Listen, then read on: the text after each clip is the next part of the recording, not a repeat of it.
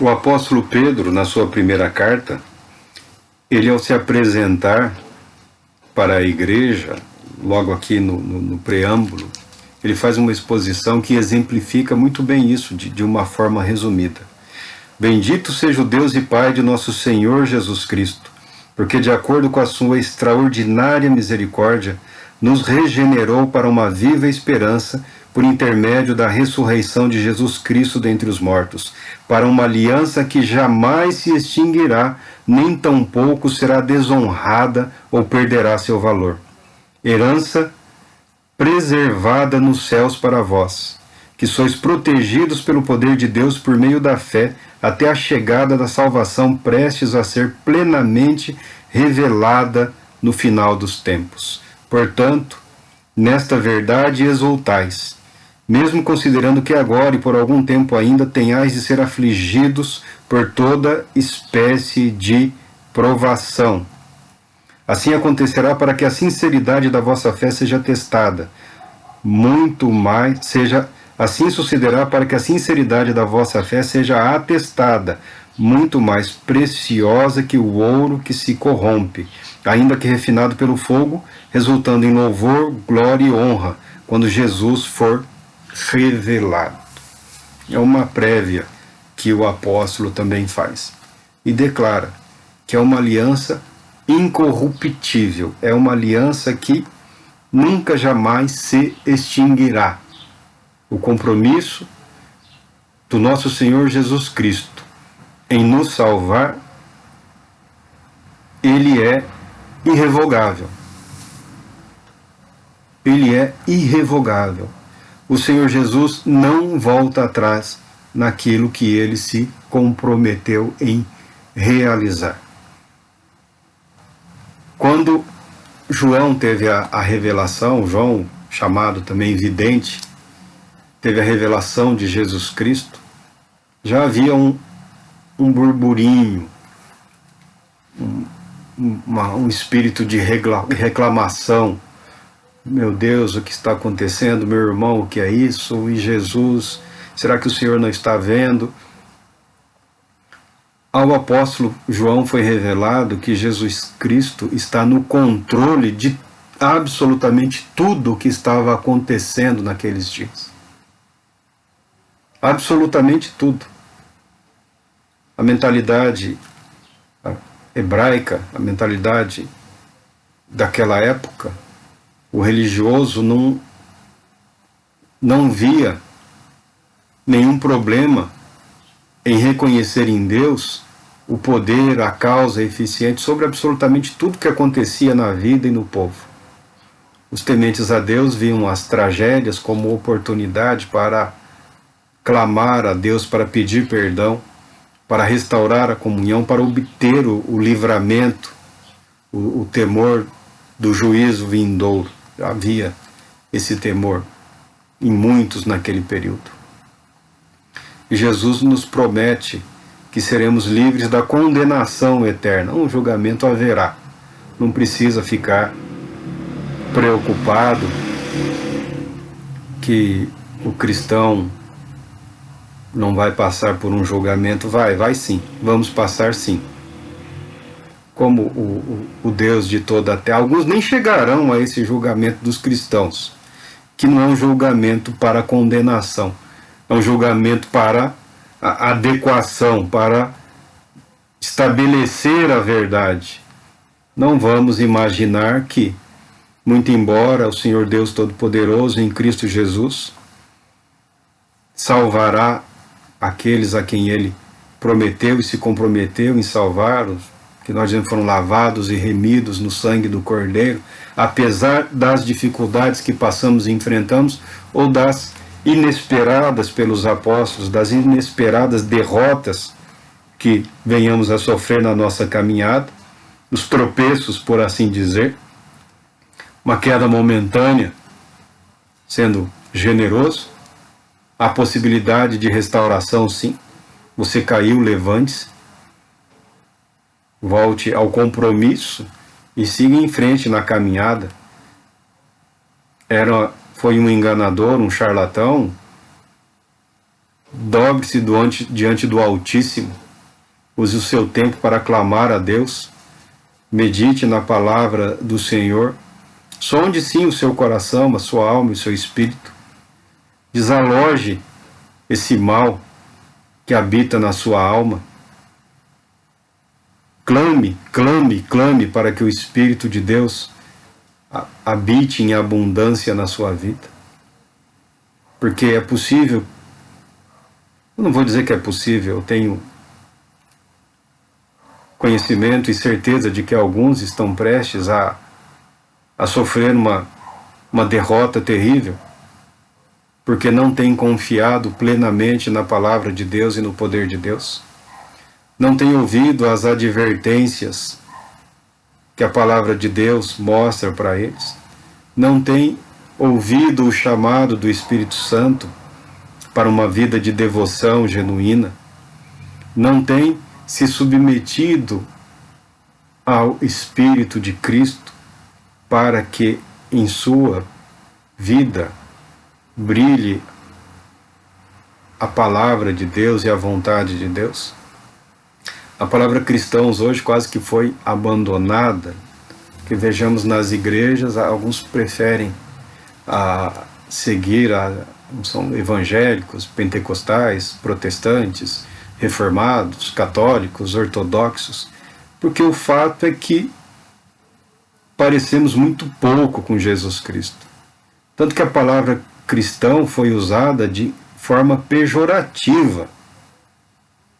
Os seguidores de Cristo eram seguidores do caminho.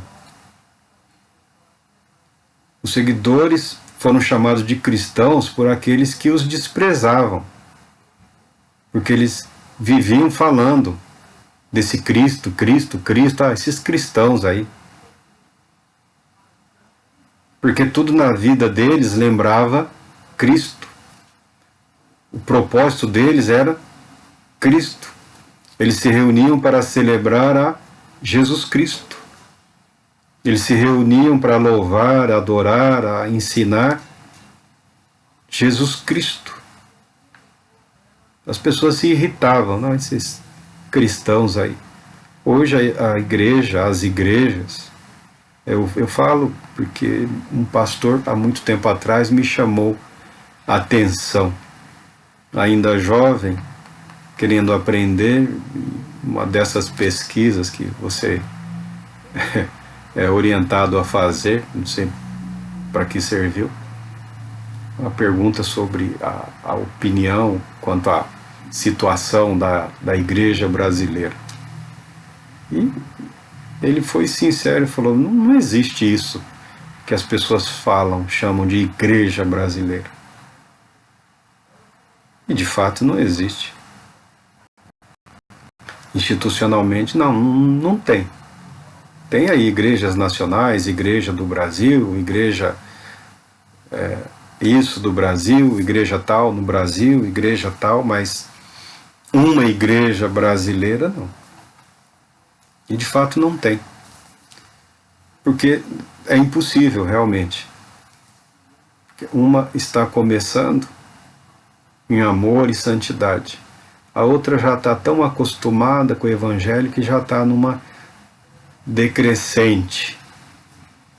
A outra só pode ser chamada igreja por uma questão de constituição legal, porque não há mais nada que lembre uma igreja. Nem Bíblia nem tem mais. É o que quiser. Outras são praticamente uma militância política. O outro parece tentar roubar as práticas daquilo que ele diz odiar. Como Simão. Nunca abandonou as práticas condenadas, nunca abandonou totalmente a mentira e tentou figurar entre os ministros com um suborninho. Que Deus não nos permita sucumbirmos a isso. Que Deus não permita nunca, jamais, que alguém, por contribuir regularmente, na forma de ofertas, dízimos, ou em trabalho voluntário, ou seja o que for, que o Espírito de Deus não permita que ninguém acredite que com isso você tem algum privilégio, algum direito a mais, que você pode reivindicar algo de Deus pelo que você faz. Não é assim. O caminho é o mesmo que todos os outros seguiram. Devemos nos humilhar aos pés de Cristo, nos humilhar aos pés do Senhor. Reconhecer nele a fonte da nossa vida, do nosso viver. Precisamos urgentemente permitir que o Espírito de Cristo inunde a nossa vida com a vida dele. Precisamos estar unidos vitalmente ao nosso Senhor Jesus Cristo.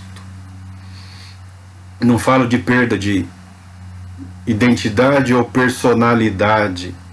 Quanto mais nos unimos a Cristo, mais Ele fará com que sejamos nós mesmos, com que nos tornemos a pessoa que nós sabemos que podemos ser.